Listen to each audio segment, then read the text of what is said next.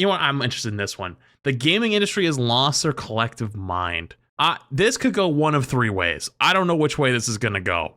I'm a little scared to watch this one because this one could be off the rails. But you know what? Oh, it's talking about prices? All right, I'm in. Let's go. Recently, a nasty little conversade has reared its ugly head yet again, and it's that the video game industry believes that it's time for games to be 100. Wait, is this the guy who made the Warframe video? Oh, it is. Oh, his Warframe video was so good. Okay, all right. Whew, I feel better now. $4 or more. I was scared to click on this one, but now I feel good. If this is the path that the industry chooses to follow, this will likely lead to the largest collapse this industry has ever seen. They think that the layoffs, closures, and canceled games are bad now. You haven't seen anything yet. Implies we have mind to lose in the first place. Long list of reasons as to why not to buy games today, and you want to go and add an even bigger reason to that list. Likely for the vast majority of players, the reason that will be at the very top of their list. You know, for years now, we've heard about how they think that the video game industry bubble is going to burst because there's just been so much investor interest over the years. The wages have increased, the cost of development and marketing has gone up, and the long. That's an interesting question. Oh, is it actually even a bubble? I mean, esports kind of was, but like the actual games, I don't know. That these games are in 7 to 10 years in some cases is just not making these games financially viable. These big AAA, these big shiny AAA games are too expensive to make for such little return. So they've gotten themselves thinking, well, how do we fix this issue? What's the actual problem here? I mean, it can't be that our, leadership is incompetent. It can't be the slop that we've been delivering to the customers. Well, it can't be that we've been over-investing in these projects. It has to be that the customer's not paying enough money. That has to be the solution. Oh, no. Uh-oh. So today what we're going to do is we're going to listen to the industry's long list of excuses as to why we need to be paying $100 or more. We're going to watch on as journalists seal clap the... Okay, real talk, though. I think GTA 6 is going to be the turning point because, like, there's no way that game ends up being $60. It's going to be 100, right? Minimum. That's going to be the moment that everything changes because, like, games have been $60 since, like, I was a kid, in, like, 2007, 2005, you know what I mean? So it's, like, very recently they started going up to, like, 70, and then, the whole quadruple A meme. But then the free-to-play pipeline came in and kind of kicked that can down the road by quite a bit. So, like, real talk, like, games have not been affected by inflation that much over the last 20 years. And the only thing that's holding that back is, like, genuine outrage. Like, if people, every time a company goes to $70, they just get absolutely hard flamed. And the AAA game, right? What was it? It was from fucking EA, right? It was definitely an EA game. It was like the pirate game. Like, it was like, someone help me out here. You know what I'm talking about? The really shitty sail around game. Skull and Bones. Oh, it was Ubisoft? Oh, okay. Well, kind of similar. Skull and Bones did it, and it was a fucking disaster, So I feel like, do they know? They can't tell the difference, though. Was the game a disaster because the game was bad? Or is it a disaster because they put it at $70, right? And I don't think it's the only game that's done that. I think there's a few games that have come out at $70 that don't do well, and they get highly criticized. Outrage has kind of held them back. But GTA 6, though... if it actually ends up being as good as people want it to be, might be the first crack in that wall. Industry's death march into oblivion, and we're going to talk about why I think the players aren't going to buy. This isn't the first time we've had to have this conversation. Back in 2023, Capcom's president came forward at an event in Japan and explained that video game prices were far too low. I remember this. Even after the price hike up to $70, explaining that video game development costs are 100 times more expensive than they've ever been, and games haven't followed inflation like other industries. And yeah. He's not wrong. In 1990, a standard game would cost around $50. Adjust for inflation, that would be closer to $100 today. Yet, even with the price hikes in 2020 up to $70. Yeah, what's funny is, like, I'm looking at this right now, and it's like, I remember this. I remember getting the magazine when I was like, well, hang on. I must have been like, it was before my parents got divorced, so I was like 9 at maximum, right? I was like 7, 8, 9. They'd hand you the magazine from Toys R Us and be like, okay, circle what you want for Santa. And you'd go through the magazine and circle different things. And then, so your parents could go to the fucking Toys R Us or whatever. And they're like, okay, we'll get a couple of these, you know what I mean? Like, depending on how many it was, depending on how, how well off or potentially not well off you were. So, like, mine, for example, my mom would always say, like, oh, you can circle a bunch of things you want, but then, like, put an extra thing. It's like, I really want this, right? So, like, if I got a bunch of cheap shit that year, like, I didn't really want a whole lot. Like, they'd probably get all the cheap stuff. But if I wanted, like, a big items, then I'm probably really getting that versus, like, a bunch of other stuff, For AAA games, the reality is that the industry just hasn't kept pace. Over the same time period, from 1990s to today, wages, marketing, and development costs have all skyrocketed. Game studios are spending exponentially more money than they ever did in the 90s or early 2000s, so the profit made on the sale of a single game has shrunk year over year. If we were to adjust in line with inflation from the early days of gaming to today, AAA games would be priced well over $100, maybe even $150 to be able to match today's financial realities. You know what? Hang on, before he gets in, I think we're gonna end up agreeing, but I do want to say it beforehand, just so nobody ever thinks like, oh, you're only saying that because the video said it. You know what kind of pisses me off? When I was growing up and even into early adulthood, I didn't have much money, right? At all. And I had a lot of friends that were kind of well off, right? And so as we got into like post high school into college era, right? You know, I had friends that had, and it wasn't just my friends, it was like friends of friends too, that always had money to go to the bar, to go out to eat once a week, to go buy snacks for their room, with all this other stuff. And I was like, bro, where the fuck do you guys get all this money? Like, I don't have money for this shit. And like, my friends were always really good. I always gotta say, like, we always looked out for each other, right? Like, if they ever needed anything, I was there for them. If I needed anything, they were there for me. But it's not fun being the friend who doesn't have much money along for the ride, right? It's not a good fucking time. I was always like, what the hell? Like, how does everyone always have this money like on hand?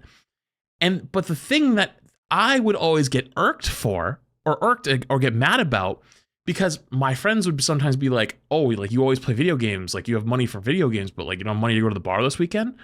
And I'm like, bro, I spent $60 in the summer. We're in November, right? Like, I'm still playing the same fucking game. You know what I mean? Like, I spent $60 in September. You spent $60 at the bar last night. And so I would get shamed or like talked about like, oh, you spend money on video games, but you don't like spend money on this other stuff, or you don't have money for this other stuff. I'm like, cost effectiveness, video games are pretty cheap for entertainment for how long it can last if you're playing the right things or buying the right things, versus what was considered like average entertainment, or like going out to the bar or going out to restaurants or whatever it is.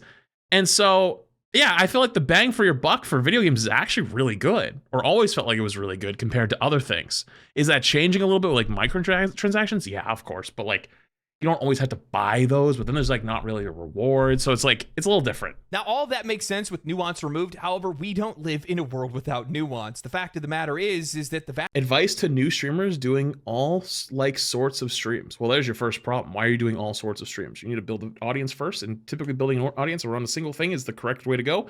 AKA one game or one idea or what it might be, because you need to have a point of inflection that everyone can relate to. It's why most streamers who start off just being a rival streamer, start off just being an Overwatch streamer. They start off being just a Valorant streamer. They start off being just a CSGO streamer, because everyone that comes to their community all has one thing in common. They play that game.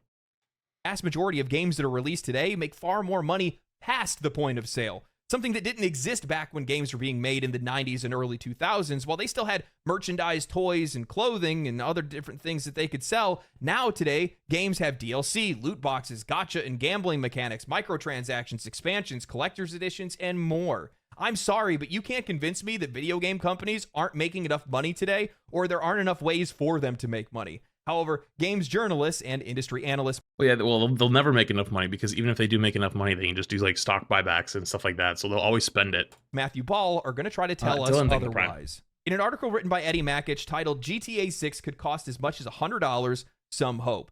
Analyst clarifies comments. If Take-Two raises prices to $80 or more, other publishers could apparently follow suit. Eddie Holy writes, shit, this is literally what we were just talking about. And researcher Matthew Ball of Opinion has released a gargantuan 219-page report about the state of video gaming in 2025. And some of the presentation looks at how the video game industry could possibly grow in 2025. In a section titled How Player, Playtime, and Player Spend Might Return to Growth, Ball mentioned a variety of opportunities, including Grand Theft Auto 6 costing as much as $100 when it launches this year. Yeah, everyone's waiting for GTA to be the lead. Ball said that there is hope among some in the game market that Take-Two will price GTA 6 at $80 or even $100, which could prove as a turning point for the video game industry. Holy shit. This could break a key price barrier and allow developers to raise their prices as well, he said. Before this, a Baldur's Gate 3 developer said a GTA 6 could prompt a shift to more expensive games if Take-Two decides to price it above $70. In a series of follow-up posts, Ball shared further key updates, including how GTA 4 was priced at $90 in You know what the thing is though? If GTA 6 has been worked on for like 10 plus years and it actually delivers that level of quality, charging $100 in a vacuum for GTA doesn't seem that insane. But it's not going to be in a vacuum. That's the thing. Because other games will come behind them, you know, and be like, oh, well, they did it, so we can too. But their games are not worth that same price. That they didn't put in all that work. They didn't spend all that money that GTA spent. They're just riding the coattails. That's where the big problem will be. In real terms, with GTA 5 costing $83. Ball added, your rent is up, movie tickets have doubled, minimum wage, Spotify, Netflix, bus fare, gas, etc. Indeed, nearly all categories are up, not just flat in real terms, while games are at just record lows. He went on to say Rockstar's cost isn't sufficient to set the price, but the argument games should be the only thing never to adjust for inflation and thus be, in the strictest terms, worth less every year is not healthy either or a good argument, in my opinion. Ball was not making a prediction himself that GTA 6 would cost $100, only that there is a belief in the market by some that it could happen. For his money, Ball said that GTA 6 will cost $70. I can't believe I have to say this, but customers only ever care about inflation when said inflation affects them and their money. $100 is $100. Whether it's 1990 or 2025, no matter how you spin it, what excuses you make, or what numbers you point to, the vast majority of people just flat out cannot afford those prices and will have a far more difficult time justifying buying games day one or buying games at all. True. My friends with kids buy maybe 1-2 games a year, or they just spend their money on indie games because they're far cheaper. Free to play games. They tend to have more replay value and they don't take as long to complete. My friends without kids, well, they work too much and they can't even justify buying a $70 game, and they just choose to play free-to-play games instead. Gen Z is so maladjusted and ambivalent due to the pandemic that they can't even find work, and even if they do, they can't hold jobs for long. Heck, the vast majority of them are choosing to... It's because they don't. None of these kids want to work these days. They can't. Oh, they just want to complain and go on social media and make videos and vlog themselves being at work. Become neats out of choice. Who are they planning to sell these games to, and where are they going to find the money? When Ball mentions how GTA 4 was priced at $90 in real terms, he's talking about how the price of GTA, adjusting for inflation, was priced above inflation at the time, making $59.99 feel like $90 at the time. And that's why it should be completely fine for games to be $90 or $100 today. Here's the other thing they're missing. $100 isn't just a number. It's a cultural touchstone. It's a psychological... See, that's the big one, actually. Because I do this, right? Like, I don't give a fuck how well off I become. Let me finish the statement, because this matters. I refuse to pay for something past a certain point. I'll give you an example. I got very comfy during COVID and post-COVID and streaming and stuff, always like ordering groceries and whatnot. But then at some point, like it just became no matter what you were getting, like you're just getting like 5 items, you're paying like $100 for your delivery, right? And I was like, why the fuck am I paying for this, right? Never seems to go and I do the same thing with DoorDash. I do the same thing with fucking Grubhub. If it hits a certain point and it's like $20 for the sub, right? And then it's like another $7 delivery fee, out of range fee, tax, tip, Massachusetts fee, dingus delivery fee, right? And now it's like $35. I don't give a fuck how well I'm doing. I'll cancel it. I just close out of it. I'm like, I don't care. It's not about the money. It's like principle at that point. You know what I mean? So it's like, I feel like there's a lot of people who are like that with games where it doesn't even matter if they could afford it. They just won't pay for it because it's like, that. Like, that's so stupid. I ain't doing that. I'll catch it when it's on sale. It's not that important to me.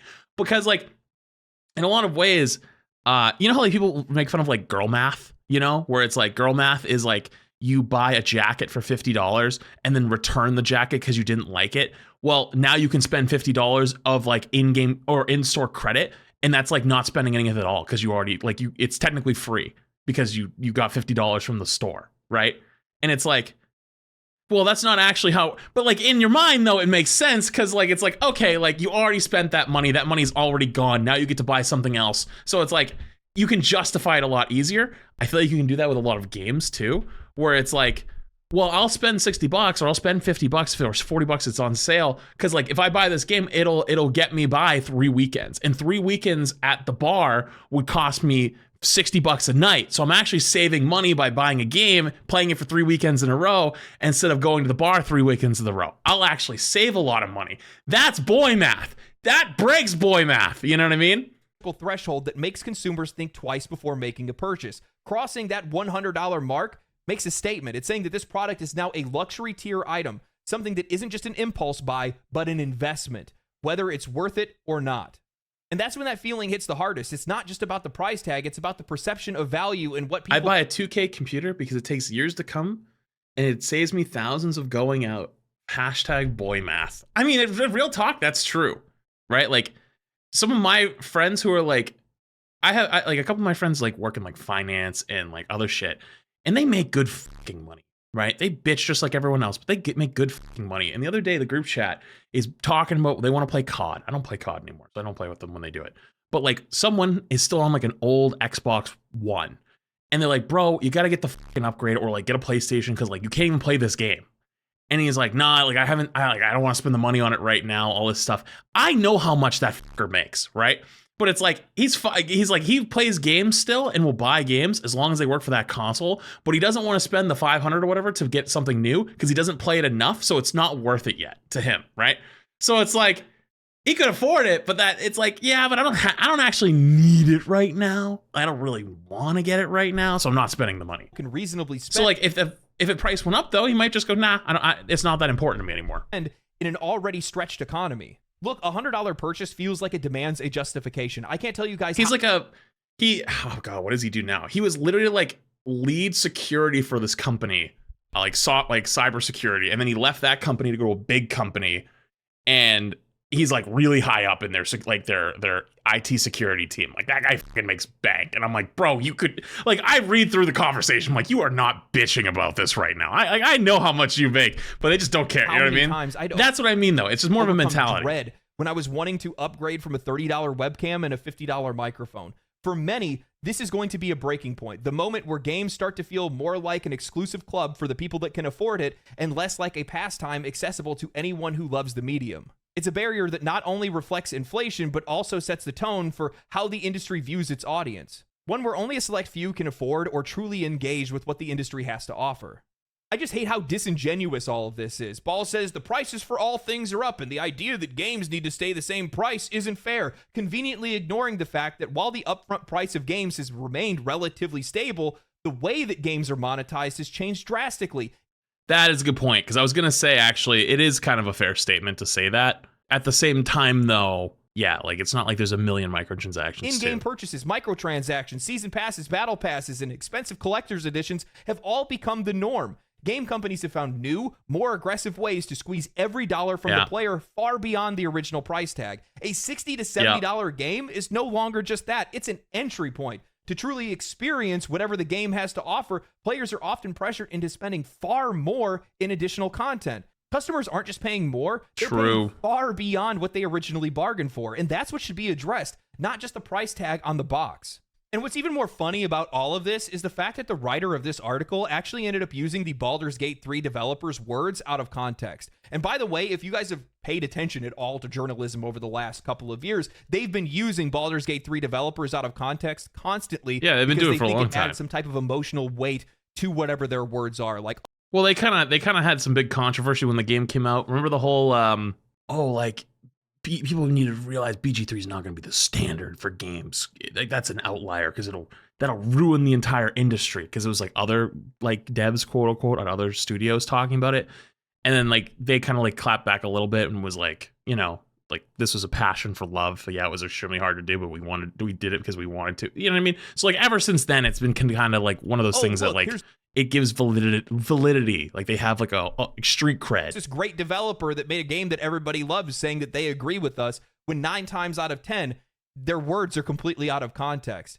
They used it here saying that everybody's just waiting for GTA to increase the price, acting like the Baldur's Gate 3 developers want GTA to increase the price, when the original tweet that they had made was talking about how much they hated artificial price structures and gouging that we see in today's gaming industry. The original tweet actually said, "I don't love the artificiality of pricing structures post-retail. Use the inflated base price to upsell a subscription and use vague content promises to inflate ultimate editions to make the base price look better. It all seems a bit dangerous and disconnected from the community. I think that games should be priced according to its quality, breadth, and depth. I'm not against higher prices, but this arbitrary uniformity just doesn't make sense to me. It feels so unserious." I'm going to go off for a second. Don't you guys love how every single time they like to twist things to be able to suit whatever their narrative is, and everything is always coming from the perspective of the industry and never from the perspective of the player, of the customer, the people that are actually spending money on these things to begin with? Because we are never a priority. We are never at the forefront of discussion.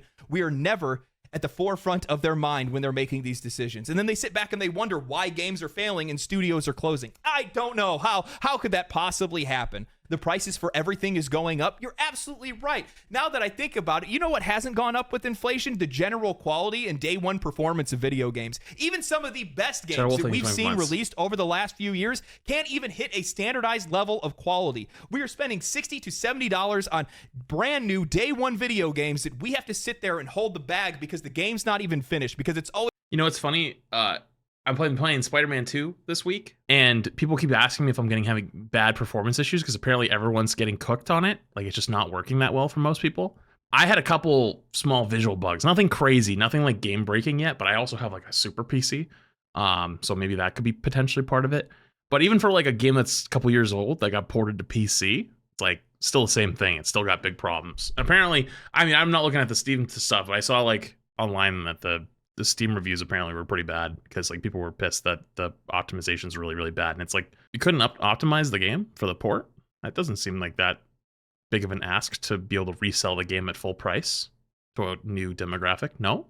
Always the minimum viable product that's being released to us, and we have to wait for them to finish the game for us to be able to play it. But let me take a wild guess and say they're probably going to try to blame the price of things on that as well. They want to talk about how expensive it is to make games today. You know, my question is, why are we the ones that need to keep up with you and your spending?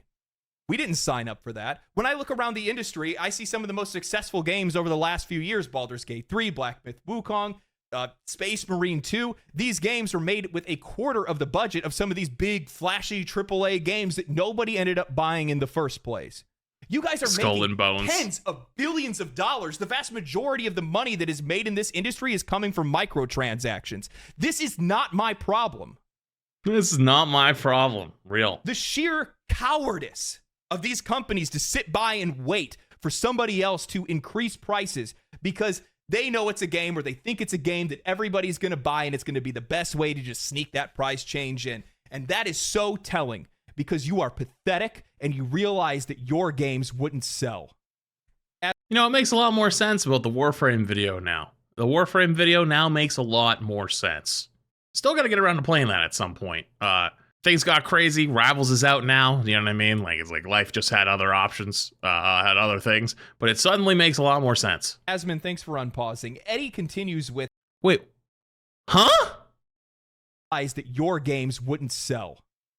Asmon, thanks for unpausing. Eddie continues. Oh,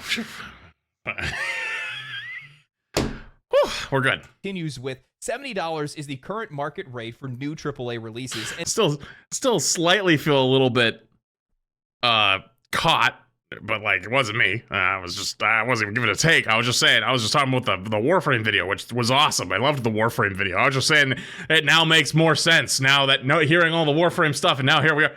And in fact, it was Take-Two that was among the first to raise prices from $60 to $70 back in 2020. Many are naturally wondering if Take-Two might raise prices again for GTA 6's launch. Now I'm scared to pause again. It remains to be seen if that'll happen. Beyond updating the sticker price for games, video publishers have found other ways to be able to make more money out of players, including expensive editions, microtransactions, and battle passes, just to name a few.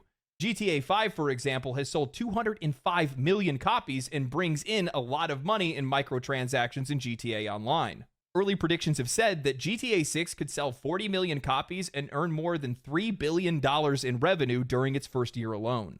You know for a fact GTA is going to do GTA Online, and they are going to absolutely sell shark cards. It might be called something different. Okay, I'm not proud of this, but shark cards is the thing that got me into doing microtransactions. Shark cards was the only thing that I ever, growing up as like a teenager, then into like early college, ever put my card on my Xbox to play, because I loved GTA Online. I played the shit out of it. and I couldn't keep up with all the stuff that they put out. And sometimes I'd come back after a couple months and I'd really want to try the new stuff. And I didn't have time to grind heists for so long because like my friends weren't on. And like we were good at doing the heists, right? Like we knew all the bugs, we knew about the Kuruma glitches, and like the one apartment you could go in, like when you escape on the bikes, right? We knew all the spots, we knew everything. We could min-max it, but it would take hours. And like every once in a while, you wouldn't have everybody on. So I'd buy a shark card, you know? I'd buy a shark card or two. Like sometimes it was worth it to me at the time, you know? And now it's more normalized, so. Ball said that GTA 6's launch this year will have mixed impact on total player hours and revenue across the gaming industry because it'll only be available on console. A PC release is expected after the console launch. However, Ball said that GTA 6 will severely cannibalize total hours and spending that would go to other video games when it launches. For its part, Ubisoft said GTA 6 is a good thing for the video game industry overall because a huge game like that may help more people turn to gaming. Some of the other areas that Ball listed off as having potential for growth in 2025 included further expansions into non-core markets, user-generated content, social game services, the Nintendo Switch 2, other new handhelds and devices, AA, AAA, mobile. User-generated content kind of irks me a little bit. Because like there's a way to do user-generated content properly and to actually make it so that those people who make that content benefit from it because they are making content for your game. They should be rewarded in some way. But that's not how most people go about it. They just want it for free out of them, and they just that's a weird one. Gaming, app store regulation, new game releases, generative AI, and advertising. Make this make sense. I do not understand how GTA 6, projecting 40 million copies sold and $3 billion in revenue in its first year, is somehow a footnote in a discussion as to why other games should increase their prices to $100. They are failing to realize why GTA 5 did so well, why GTA 6 is likely to do even better, or why it could even sell for $100 in the first place. You're not even thinking about what the impact of a price increase would be on other games and other studios outside of one of the biggest video game franchises of all time. $70 is the new current market rate for AAA releases? No, I think it's the going market rate for trash. The best releases on PC over the past 2 years have been $60. Damn. I mean, take a minute to think about it. If game Wait, is there a list of all the $70 games that have come out? Prices were $100 today, what games would video have the realistically list? come out at $100? Suicide Squad Kills the Justice League, Assassin's Creed Shadows, Skull and Bones, Star Wars Outlaws, Dragon Age The Veilguard, Diablo 4, Call of Duty, The Sims, sports games, trash, generic slop. Hang on, one more time because I want to go through it. Justice League, Assassin's Creed Sorry. would have realistically come out at $100. Suicide Squad Kills the Suicide Squad. I got sponsored to do that game. That one was funny. That one was could kind of tell right away. Whew, that was gonna be a tough one. Justice League, Assassin's Creed Shadows, Assassin's Creed Shadows. I did not play. I know nothing about it. and Bones, Star Wars. Skull and Bones, hilarious. Star Wars Outlaws. That one was weird because some people said it was really good. Some people said it was really bad. Maybe that one was just up to difference of opinion on take. Oh, Shadows isn't out yet. Oh, so wait, what was the last one? Okay, so Shadows is the one that's in Japan, right? So Mirage is the one before. Okay, that's what I thought they were talking about. Wait, yeah. So Shadow hasn't even come out yet. Okay, fair. Outlaws, Dragon Age: The Veilguard. Dragon Age, I didn't like Dragon Age games. I haven't played one since Inquisition. It wasn't my thing, although that one just seemed like a culture war. Diablo 4, Call of Duty. Diablo 4, you know, honestly, the DLC was pretty fun, but I'm not a huge... I just don't have time for a game like Diablo these days. Call of Duty's weird, because, like, I feel like people liked a lot of the changes for Call of Duty, like Omni movement and stuff, but then they just didn't give a fuck about, like, the things actually people, like, really needed, like maps, dealing with cheaters quickly. So the COD cycle just died faster than normal, but like it seemed like it was looking pretty good at the beginning. Duty, The Sims, sports. The Sims, I know nothing about. Was there a new Sims game this year, or was it? Because I remember I watched that video about how the Sims just basically pumps out content all the time, and they just split content into smaller pieces so they can charge more for it. Oh, it's the Sims 4, and they're just milking it. Okay. Games. Trash, okay. generic sports slop, games, you know, and in some cases, absolute dumpster fires. And while some of them still would have reached an audience, they wouldn't have reached an audience of the same size because they would have cut off their leg to save a foot in regards to the game's price. I mean, think about what you're saying here. They canceled The Sims 5 to make more Sims 4 updates. Is that true? Is that confirmed? No way that's true. It is? The Sims 5's cancellation is an unfortunate news for the fans of The Sims 4, despite the fact that it means more free content. The Sims is one of the biggest franchises in gaming and EA's most prominent IP. So it did. Sims 4 launched in September 2014. Holy shit, that's old. Is it just a leak that it was canceled? Maxis will not be developing The Sims 5, instead focusing its efforts on expanding The Sims 4. Okay, there's a bunch of articles like this, so I'll take your word for it. I'll take your word for it. I believe that's true. Damn, that's crazy. Okay, let me continue the video we were watching. Even well, Ball sidetrack. I just wanted to be sure it was true. To cannibalize the sales and playtime of other games when they're released. Now imagine these morons raising their prices to $100. Good games sell well and bad games don't. And from my perspective, if the price of games were to increase, it's going to price a lot of players out of a lot of games, and the entire market is going to shift. Good games will sell well, and bad games won't sell at all, which means a minor mistake could have catastrophic consequences for some of these studios, and the gap between successes is going to become an ocean many studios cannot cross. I do not understand why the conversation isn't focused around how much money these companies are spending on games. Companies that cannot properly budget their own projects, set realistic sales projections, or even target an audience's needs properly. Ubisoft spends hundreds of millions of dollars. Yeah, I think that's one thing that's definitely made gaming worse over the years, is there is no targets anymore of setting targets for doing, like, we want to release this content, we want to have this out by then, we want to work on this thing. It's sales targets still, obviously. And like, that's fine for when a game's going to release, but like after the release and like the game's lifespan, that should kind of like go away, you know?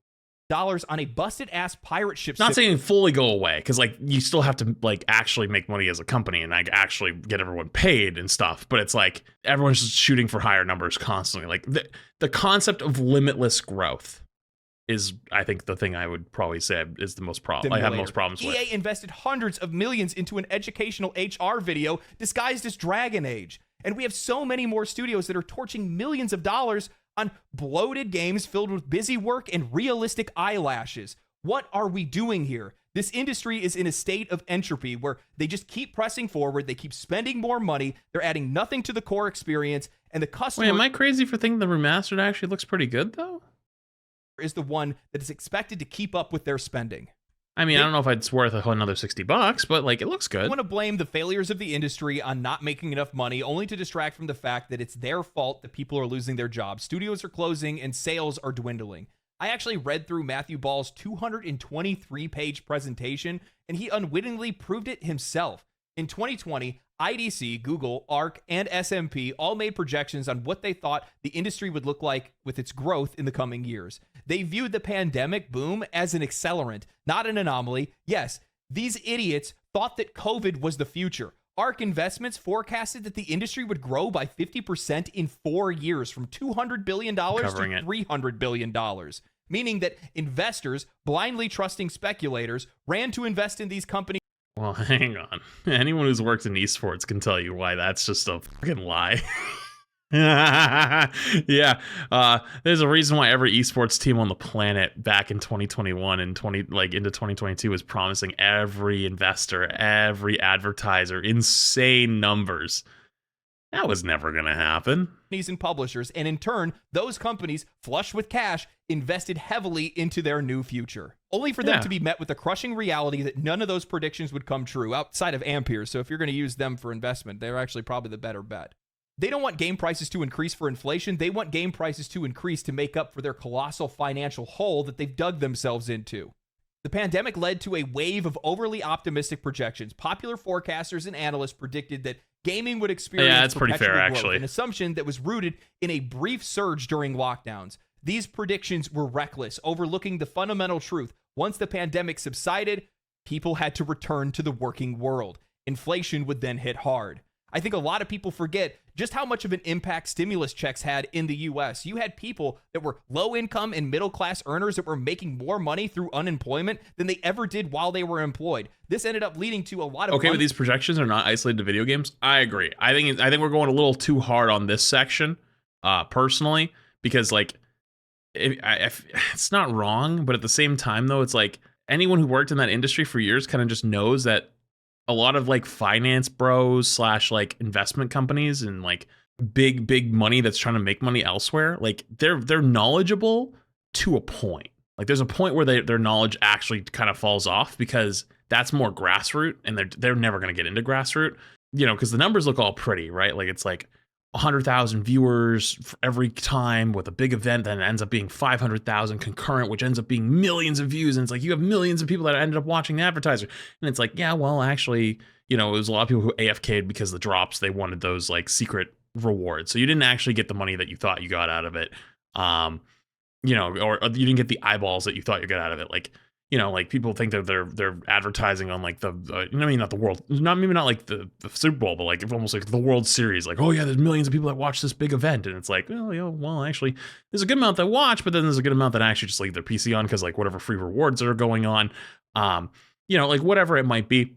And so, yeah, I think there's a little bit more at play there than just spending, especially you know, given how much time they had on their hands. How the hell could you believe that the sales and engagement gaming saw in 2020 and 2021 would stay the same? Then I found out just how delusional they are when I came across a slide that was talking about the shortfall of spending and how players were spending less money and how there were less hours that were spent in games and how that led to an unprecedented number of commercial disappointments and I mean, I'll tell you right now, I was talking with some of my friends earlier, when everybody got forced to go back to their office or whatever it might be, they can't play games in between meetings at work. Like when they worked from home, I know all my friends were grinding Call of Duty, we're grinding Madden, we're grinding whatever. And it's like they could do that because they'd have their work laptop on their desk and then they have their controller underneath the desk. And it's like, oh, I got a meeting in 15 minutes. I already have all my stuff prepped. Let me get a quick game in, you know? Flops.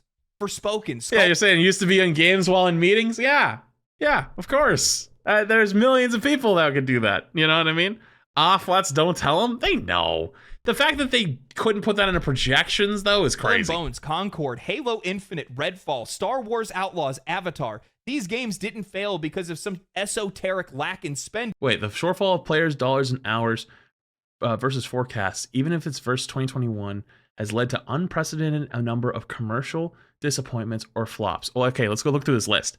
X-Defiant, genuinely, I think that this game I think they fucked up. I think this game they shouldn't have given up so fast. I think this game still had a future, but Ubisoft is burning money, so they had to start cutting costs. They just needed to wait for the COD cycle to die. They didn't think it was probably going to die as quickly as it did, and they announced they were sunsetting it before the COD cycle ended. If they'd waited an extra 2 months, I think they had a real opportunity, unfortunately. Forspoken, know nothing about this. Gotham Knights, know nothing about this. Multiverse, I think this is the only game I've ever seen that died twice. Skull and Bones, first quadruple A title. That's hilarious. Crucible? I don't know what in the fuck I'm looking at. Tales from the New Borderlands. I don't know. I mean, I know Borderlands, but I didn't even know this existed. Gundam Evolution. I feel like most Gundam games fall off. Like people love the Gundam universe, but am I crazy for saying that? I feel like I've seen Gundam games and stuff pop up all the time, and then they disappear so quick. I don't know. Maybe I'm just not knowledgeable. Star Wars Outlaws. I feel like people were very divided on this. Hi-Fi Rush. I remember seeing a trailer for this. This game looked like it was gonna be cool, and then I never even heard it getting launched. Concord, RIP. Suicide Squad. We talked about that earlier. The Callisto Protocol. Never even heard of it. Apex Legends Mobile. Wasn't this game actually kind of popping for a bit? And it was actually getting more updates and like cool things that the base game wasn't? Halo Infinite, that shouldn't be here. I feel like they've had a bit of a comeback. It's not like old Halo, but they have like it's like Overwatch now. They have like their own dedicated community and like they're working actively to try to make, okay, maybe this word diverges, but like they're actively like people don't believe that they're not actively working to make the game better. Overwatch is a little more debatable. Some people think they are, some people think they aren't. But like I think most people think Infinite is like is improved since its launch. Guardians of the Galaxy. Don't know anything about that. Prince of Persia. I think they basically killed it after it launched, even though it was apparently pretty good. Battlefield Mobile, didn't even know you existed. Hyperscape, never heard of you. Marvel Avengers, dude. Multiple Marvel games on here. One, dude. Marvel was kind of, you know, not doing the hottest until Rivals, huh? With games. Splitgate was just kind of like a niche thing. I don't think it was even that bad. It just was whatever. Redfall, this game was genuinely terrible. Like, actually one of the worst games I've ever seen. I still have it on Steam. I hang on, let me see. Here it is. I played it. Redfall, right here. Genuinely awful game. Almost no redeeming qualities. I played it with Seagull and Shade and Emong. It was genuinely so jank, terrible. I don't even know how that game released. Avatar, okay, and then Blue Protocol, nothing about. Okay, sorry. It's because these games sucked. Now, after I saw this, it got me thinking. I'll admit that I was taken aback when I saw No, it wasn't sponsored. It was not sponsored. Shade wanted to play Redfall. I think at the time she thought it would be funny. Or she was like, yeah, like, you know, a lot of people said it's bad, but like, you know, what if it's not? And we're like, okay. And then it was horrendous. How much the industry had receded after 2020. I had expected a decline, sure, but not to that extent. It took me a while to process it, so I started comparing some of the numbers with some of the other charts in the presentation, and then I stumbled upon something eye-opening. For a while now, I've had this ongoing theory in my mind that the so-called silent majority, those unengaged, uneducated masses that the industry often points to, doesn't actually exist in the way they think they do. I've always believed that the controversies and the complaints that we see from gamers are more than just the noise of a toxic vocal minority. They have a real, tangible effect on how players spend their money and engage with games. And as much as these developers and journalists would try to dismiss it, I think our collective opinions hold more weight than they give us credit for. The slide in the That's a pretty good take. That's actually kind of a decent take. I'll explain why in a bit. I want to hear more. Presentation that caught my eye was the one that showed that while US GDP and world GDP were on the rise, indicating that global overall spending was up, player spending dropped 13% from 2021 to 2024. That's a pretty significant dip, and it made me think, what other industry exploded alongside gaming during this period? Social media. And guess what? Social media didn't take the same dive that gaming did. So think about it. Players who would have normally not been involved in gaming communities suddenly found themselves more connected than ever. The silent majority, those once quiet and unaware of the broader gaming world, became a part of it during. I think TikTok is a big part of that. I think TikTok actually changed the way it works by quite a bit. COVID. They began engaging with games. Like I reached, like even like myself, I reached so many more people because of TikTok. Like, yeah, YouTube has been always great. My Twitch stream is, even though my Twitch stream is good sized, is nothing in comparison to like actual mega giants from other industries or other streamers, right? But you'd be surprised how many people have at least heard of me or seen me in passing because of like TikTok and like Overwatch content, or like, you know what I mean? Like, it could be anything from balance. It could be anything to tier list. It could be anything to like covering news. It could be me just reacting to a random fucking clip. Like, all of that stuff though is only because of TikTok. And I think that's what got people more connected. On a deeper level, and their awareness grew. They didn't buy into what was just being fed to them. They started thinking critically and evaluated their purchases, participating in some of these online communities and sharing their thoughts on other platforms like Twitter, Reddit, and Twitch. And I think that Twitch is a really good example of this, because while their viewership has dipped a little bit since 2021, they still retained a lot of the audience that they captured during COVID, and they haven't fallen back to their pre-2020 numbers. That shows a community that stuck around, that was once passive consumers. I mean, let's be honest with you. Streaming on Twitch is goated, right? Like, I'm doing right now a YouTube stream and a Twitch stream at the same time.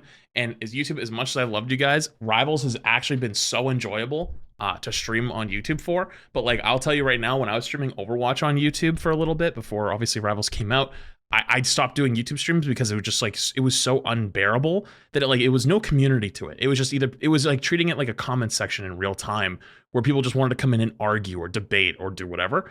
Rivals has been great because I've been able to start cultivating that community a little bit, but it definitely still has that sometimes. Twitch is much more community. Everyone's in on the memes.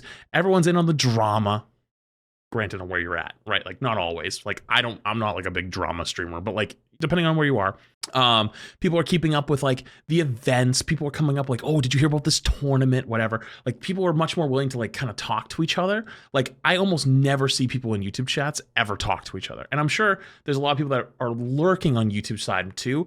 I know there's a lot of people that lurk in my Twitch chat too. Like I have a much older audience on average than most streamers. It's why my chats are slower. It's why I'm a lot more like a calm demeanor most of the time, where it's like, you know, like if you have like a lot of a much more younger audience, like a Zoomer audience, like they like the really loud, over the top, super fun, like super engaging, like high excitement type streamers. And there's nothing wrong with that.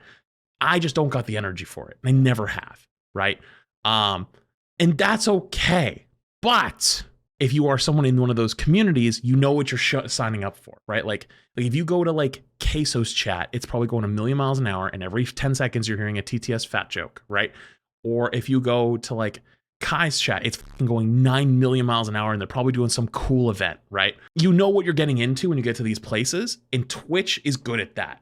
Other platforms were never good at it. Is now much more active and informed. You have a group of customers who have returned to the workforce, who have less money to spend due to inflation, who likely picked up on a couple of YouTube channels or Twitch streamers that are talking about different issues that are going on in the industry, and they're still watching. They're still engaging with that content. This isn't just... Flat Zoomers are 20 plus. That's Gen Alpha. Okay, that's not all of Zoomers are 20 plus. Because I'm a millennial, and I'm the last millennial at 28. So like, yes, the early Zoomers are definitely into the early 20s or early Zoomers are in the early 20s right now, but like teenagers are still Zoomers right now. I'd you know what I mean? watch I know what you mean though. Twitch. I've lost my train of thought a bit there. I don't remember what I was talking about. Let's just watch the video. a trend. It's a fundamental change in how we as consumers, as customers, as players engage with this industry. We're not just the ones buying games anymore. We are shaping the conversations around them. We are shaping what their sales look like at the end of the day. And I think the developers and journalists are starting to realize this, even if they're reluctant to admit it. The players really are the ones with all the power.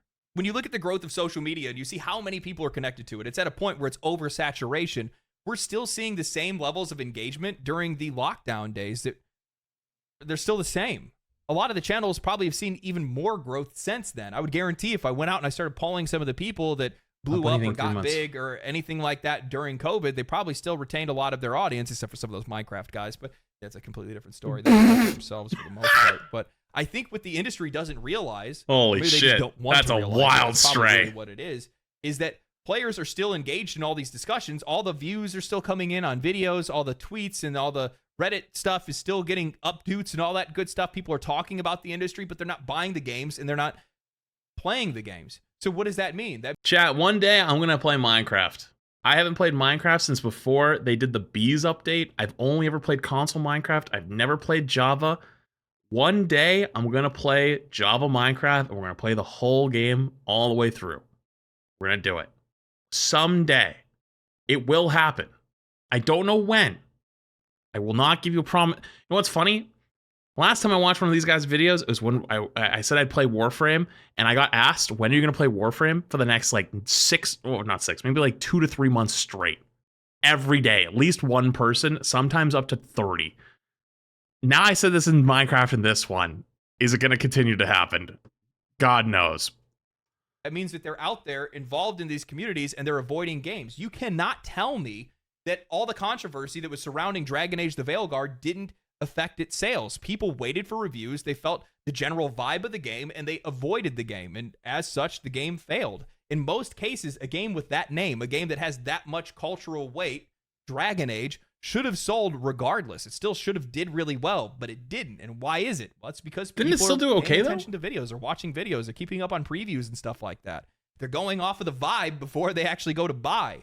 And as such, they're avoiding stuff that they don't think is worth their money. No, it did terrible. I remember at the time it came out when everyone was arguing that it was like, no, it's fine. Like it's not like a smash hit, but it wasn't like a failure either. You know, one thing that the analysts and the journalists aren't talking about is why GTA could sell for $100. It sold well, just not as well as what EA wanted. I think that's a fair assessment. Like it didn't reach expected sales. Maybe the expected sales were crazy high. There's only 3K people on Steam right now. It's also a single player game, right? So at some point, that's normal. Okay, so the game came out in November. Then by the end of the month, dropped to 10K. I mean, I don't know what the projection was, to be fair, off the top of my head. Like, I actually wouldn't know that probably even unless I looked it up. But I remember at the time it didn't seem like that bad, but interesting. All right, let's continue. $. The reason why is it's because it's a cultural phenomenon. It has been a cultural phenomenon. It's a massive game. And the thing is that there's a lot of players that are out there that have overhyped the game in a lot of cases, but it's one of the most anticipated releases in forever. Looking at current players for months after release of a single player game is fucking dumb. That's kind of why I'm like, I mean, I didn't remember it being like that back then. But then again, yeah, a single player game that hasn't been out for a long time, unless you're talking like the giants of like Elden Ring, I feel like you might see a lot of games that end up looking similar to that. But again, I have no stake on either side. I'm just working off of memory. Feels like, and some people are confident the game is going to deliver, but I think a lot of people are going to buy it even if it doesn't because they're just going to do it. Simple as that. And there's a level of confidence there, consumer confidence, that I don't think exists anywhere else in the industry right now. Maybe there's a couple of studios that are out there that people are like, for sure, I'll buy one of their games. The Witcher studio, I would say. Because CD Projekt Red, they made The Witcher and they made Cyberpunk. FromSoft. Larian, yeah, I mean, God, what else is Larian working on right now, though? Digital Extremes? Is Digital Extremes Warframe? Isn't Digital Extremes Warframe, though? Because I don't think they're working on anything new. Okay, interesting. Games. FromSoft is like that for a lot of people. Larian's now become one of those studios as well. Enough. I'll just stop pausing, I guess. People will probably pick up on Game Science or Saber or whatever it might be. But outside of that, the vast majority of games, most people are relatively... Actually, no, I'm not. It's because I mean... there's not a lot of matches studios. What we were talking about any before. Game comes out, I'm pretty nervous because I'm like, I don't know if it's going to work day one. I don't know if it's going to be worth my money. I don't know if they're going to deliver on all the promises. It's not pre-watched. Even with the gameplay trailers and stuff like that, because we've had games in the past that have showed us gameplay trailers and the game didn't play anything like it. What does he think of the 2-1?